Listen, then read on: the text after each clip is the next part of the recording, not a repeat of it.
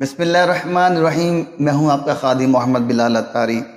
آج ایک ایسی غلطی کے ساتھ حاضر ہوا ہوں کہ جو ہماری نماز کو برباد کر سکتی ہے۔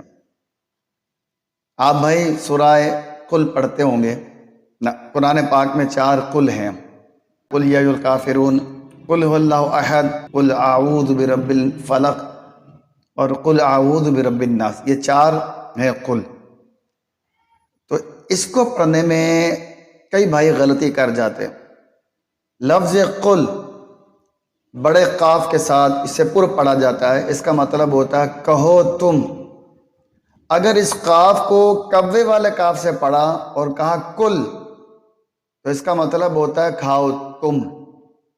اب قل اور کل دونوں میں فرق ہے، تو لہذا یہ غلطی اکثر بھائیوں سے اور بہنوں سے ہوتی ہے، لہذا انہیں اپنی اس غلطی کو درست کرنا چاہیے۔